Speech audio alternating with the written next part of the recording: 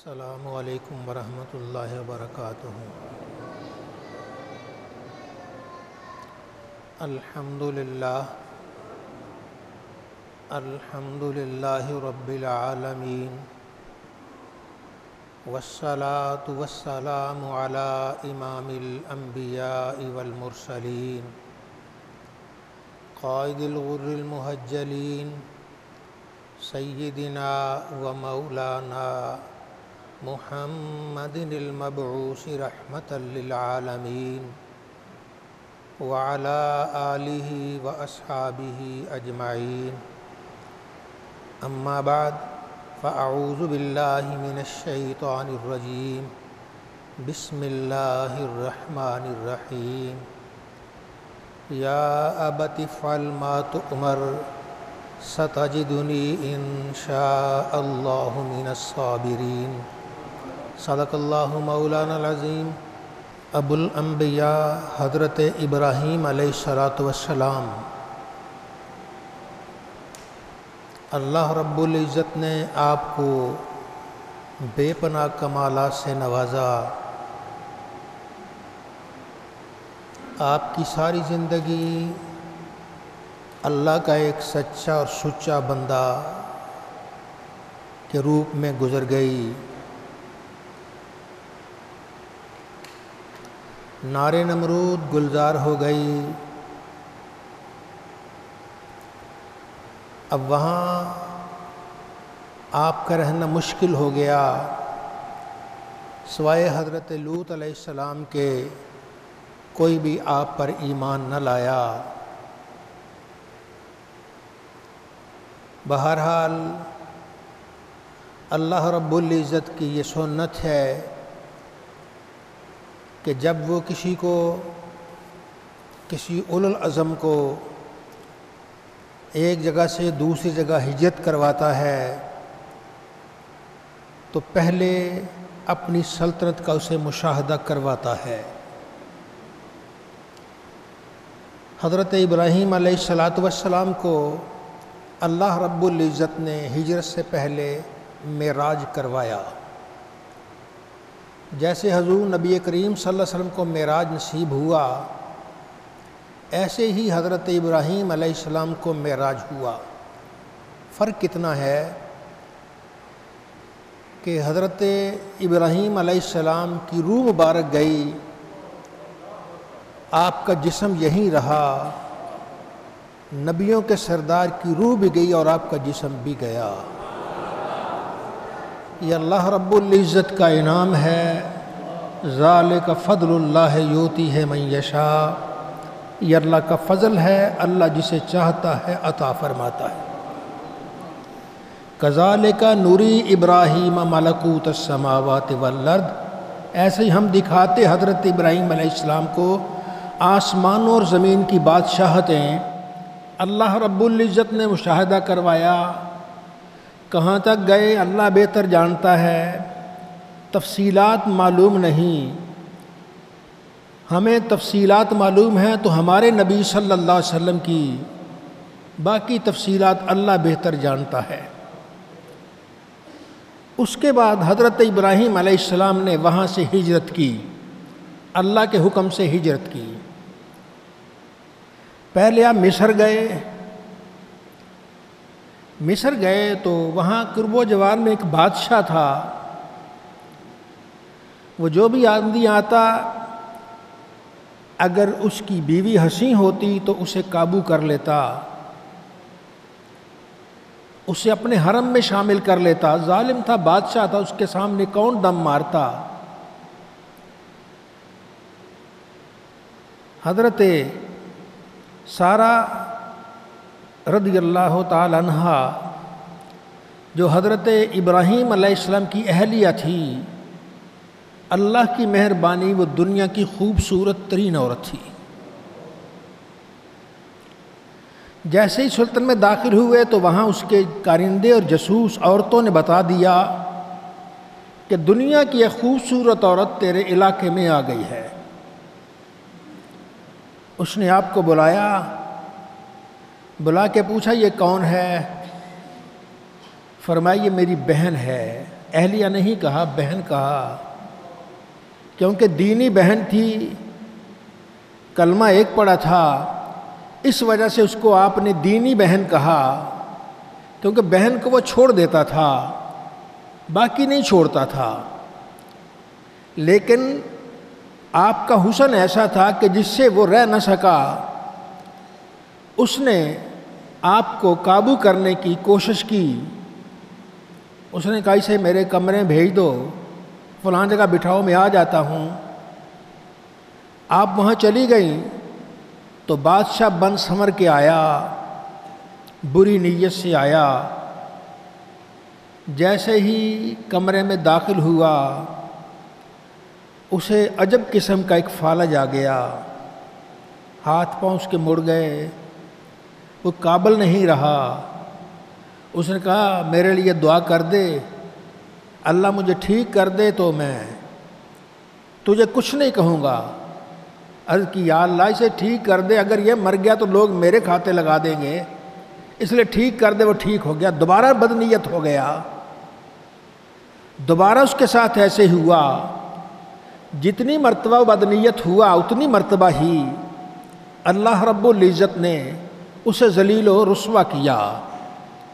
آخر اس نے کہا یہاں سے لے جاؤ اسے، اور حضرت ابراہیم علیہ السلام کو ساتھ ایک بادشاہ کی بیٹی تھی، جس بادشاہ سے اس نے جنگ کر کے فتح حاصل کی تھی، حضرت ہاجرہ، اس کو اس نے حضرت ابراہیم علیہ السلام کو ہبہ کر دیا کہ بادشاہ کی بیٹی اس کے پاس، یہ یہاں میں کہاں سنبھالتا پھروں گا۔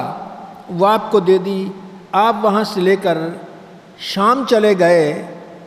اللہ رب العزت نے حضرت ہاجرہ سے حضرت ابراہیم علیہ السلام کو بیٹا عطا کیا، حضرت اسماعیل علیہ السلام بیٹا عطا کیا، اور ابھی حضرت سارہ سے اولاد نہیں ہوئی۔ اللہ کے حکم سے آپ انہیں وہاں سے لے کر جہاں آج کل مکہ مکرمہ وہاں آ گئے۔ یہاں کوئی سبزہ نہیں، پانی نہیں، کچھ نہیں، یہاں بوادن غیر ذی زرع، ایک وادی میں جس میں کوئی زرع نہیں، کوئی کھیتی نہیں ہے۔ وہاں لے گئے اور ان کو وہاں بٹھایا، پانی تھوڑا سا، کچھ غلہ، اور ان کو ماں اور بیٹے کو وہاں بٹھایا اور بٹھا کے واپس چلے گئے۔ آپ کی اہلیہ حضرت ہاجرہ پیچھے گئی، کہنے لگی ہمارا جرم کیا ہے، بتا تو دو۔ ابراہیم علیہ السلام نہیں بتا رہے۔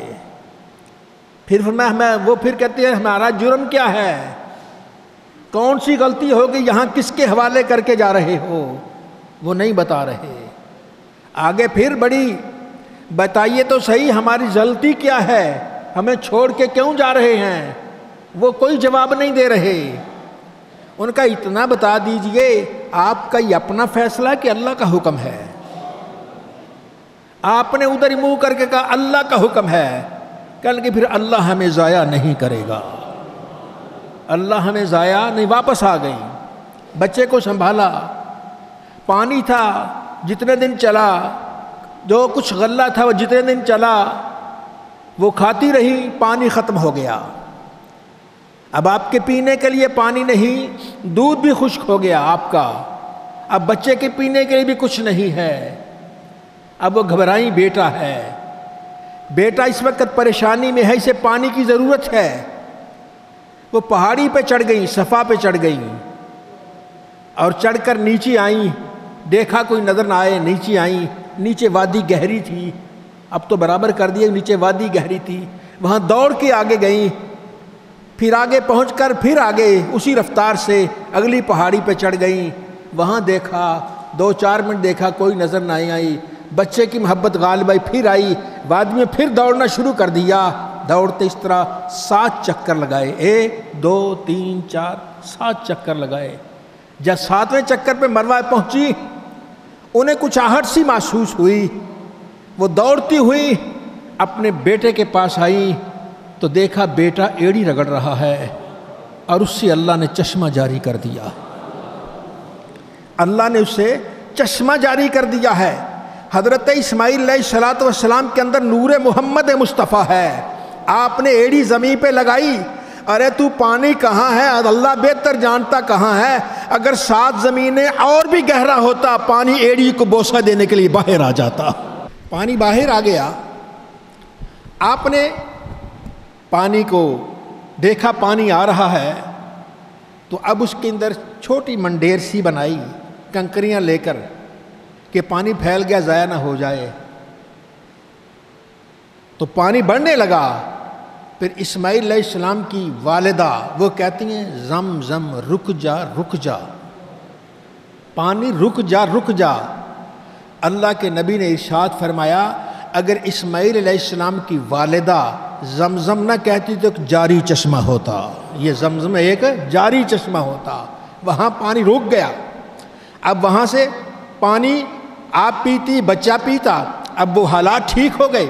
کچھ عرصہ کے بعد ایک قافلہ آیا، انہوں نے دیکھا یہاں پرندے منڈلا رہے ہیں، پرندے پانی کے بغیر نہیں منڈلاتے، یہاں تو پانی ہے نہیں، ہم صدیوں سے ہمارے آباء و اجداد یہاں سے گزر رہے ہیں، کوئی پانی کا چشمہ نہیں ہے۔ دیکھا تو ایک عورت ہے، پاس ایک بچہ ہے، پانی کا چشمہ ہے۔ آ گئے، بی بی ہمیں جگہ دیجئے رہنے کے لیے۔ فرمایا اجازت ہے تم رہ سکتی ہو، لیکن پانی پر تمہارا کوئی حق نہیں ہے۔ کہیں گے ٹھیک ہے، پانی تمہارا، ہم یہاں رہیں گے۔ اب اللہ نے وہاں آبادی کا انتظام کر دیا۔ حضرت ابراہیم علیہ السلام وقت گزرتا گیا، یہ ادھر بڑھتے گئے، وقت گزرتا گیا۔ اب اللہ رب العزت نے ابراہیم علیہ السلام پر ایک اور آزمائش نازل کر دی۔ آپ آئے، رب تعالیٰ ایک منظر دکھایا، رات کا وقت ہے، خواب میں آپ نے دیکھا اپنے بیٹے کو ذبح کر دیا۔ اب اللہ کا حکم ہے، عام آدمی کا خواب اور ہوتا ہے، نبی کا خواب وحی الہی ہوتا ہے۔ وہ اپنے بیٹے کو حکم الہی کی تعمیل کے لیے لے گئے، رسی ساتھ لے لی، چھری ساتھ لے لی، بیٹے کو ذبح کر دیں گے۔ اب آپ لے کے جا رہے ہیں، شیطان چھٹ پٹایا، یہ کیسا اللہ کا دیوانہ ہے، میں بڑوں کو گمراہ کرتا ہوں، یہ میرا بس ہی نہیں چلتا، یہ کیسا ہے؟ خواب پر عمل کرنا شروع کر دیا۔ دل کڑا کر کے آپ کی والدہ حضرت اسماعیل علیہ السلام کی والدہ کے پاس آیا اور آپ کہنے لگا پتہ ہے ابراہیم بیٹے کو کہاں لے جا رہے ہیں؟ وہ کہیں دعوت پہ لے جا رہے ہوں گے، تجھے کیا غرض؟ او بیٹے کو ذبح کرنے جا رہے ہیں، بیٹے کو، تیری مت ماری، بیٹے کو ذبح کرتا؟ اور نہیں، اللہ کا حکم ہے۔ جب اتنا سنا تو آپ کی اہلیہ حضرت اسماعیل علیہ السلام کی والدہ کہتی ہیں اگر اللہ کا حکم ہے ایک اسماعیل کے ہزاروں اسماعیل ہو تو اس کے نام پہ قربان کر دیا جائے گا۔ یہ ماں جگرے والی ہے، ایسی ماں نظر نہیں آئے گی۔ ایک خواب پر بچہ ذبح کرنے کے لیے دے دیا۔ اب وہ بھی ابلیس ہے، رکا نہیں، اور اس وقت وہ دل کڑا کر کے آگے بڑھا۔ حضرت اسماعیل علیہ السلام کے پاس آیا، بیٹا تمہیں پتہ کہاں لے جا رہے ہیں؟ کہاں لے جا رہے ہیں؟ ابا ہیں، لے جائیں گے کہیں دعوت پائے کھانے پینے کے لیے۔ اور نہیں، رسے لے جائے، تجھے باندھ کر ذبح کریں گے۔ اور ظالم، کبھی کوئی باپ بھی بیٹے کو ذبح کرتا ہے؟ اوے اللہ کا حکم ہے، لعنتی تو شیطان معلوم ہوتا ہے، اگر اللہ کا ہے ایک حکم ہے اسماعیل ایک کیا ہزاروں اسماعیل ہو تو ساری جانیں قربان کر دو گا۔ وہ بھی ابلیس تھا، دل کڑا کر کے آگے بڑھا۔ حضرت ابراہیم علیہ السلام پاس آ گیا، کہنے لگا جناب ایک خواب تے بچہ لگ گیا ذبح کرنا، اگر ایسا معاملہ تھا تو رب جبریل بھیج دیتا، اتنا بڑا معاملہ خواب پر۔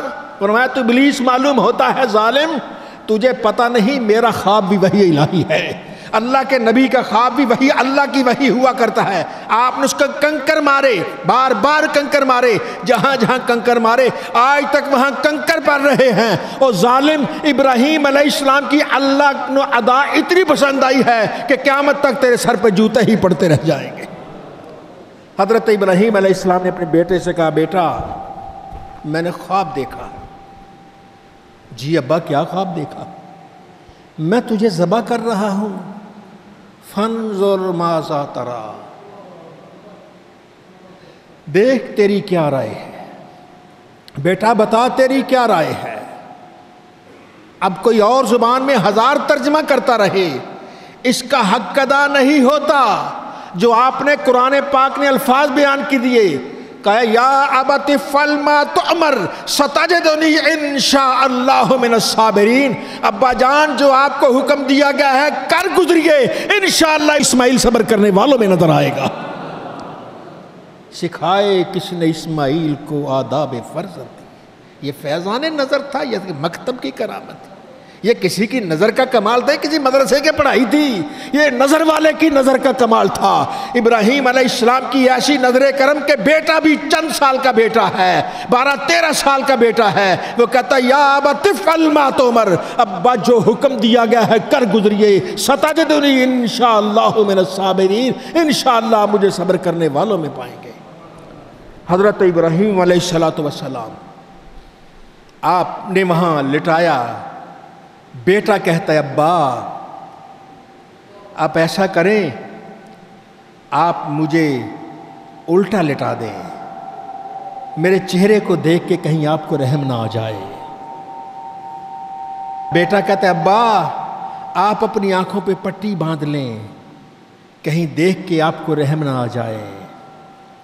ابراہیم علیہ السلام کہاں پہلے اتنے جری کہ آپ نارے نمرود میں چھلانگ لگاتے ہیں، جبریل آتے ہیں کہتے ہیں میرے لائق کوئی خدمت ہو فما الیک فلا، تیری آج کوئی ضرورت نہیں ہے۔